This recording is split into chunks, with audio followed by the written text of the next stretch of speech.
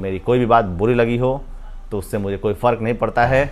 जय हिंद। इस भारत का संविधान किसी भी पुलिस को एनकाउंटर जैसे शब्द के बारे में नहीं बताता। नमस्कार, जय हिंद। स्वागत है आप सभी का मेरे इस सोशल मीडिया अकाउंट हैंडल से। विगत कई दिनों से ऐसे न्यूज़, ऐसी घटनाएं सामने निकल के आ रही हैं जिस पे विचार करना और बात करना बहुत ही ज़्यादा ज़रूरी है।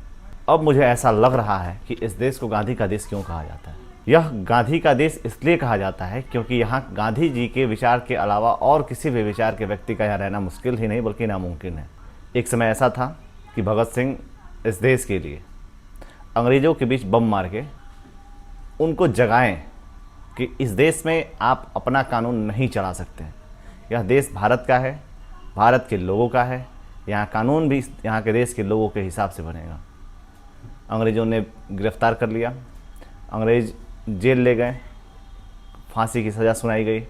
समझ में आती हैं चीज़ें। आज हम इस आज़ाद भारत का हिस्सा हैं और इस आज़ाद भारत में भरत तिवारी जैसे सवाल उठाने वाले नौजवानों को, जो गली गली हर मंत्री, हर अधिकारी के दरवाजे पे जाके अपने गांव, अपने क्षेत्र के विकास के लिए आवाज़ उठाई, मांग की, चीज़ें भेंट की ताकि भरत तिवारी की बात कानों तक पहुँचे अधिकारियों के और गांव का विकास हो, कल्याण हो। लेकिन बहुत सी ऐसी चीज़ें थी जिस पर कोई कार्य नहीं हो रहा था। अंततः वह हार के, थक के वह भगत सिंह की विचारधारा को आगे बढ़ाया और हथियार उठा लिया। हथियार उठाने के बाद मुख्यमंत्री जी को वह पागल लगा और घेराबंदी करके डराया गया।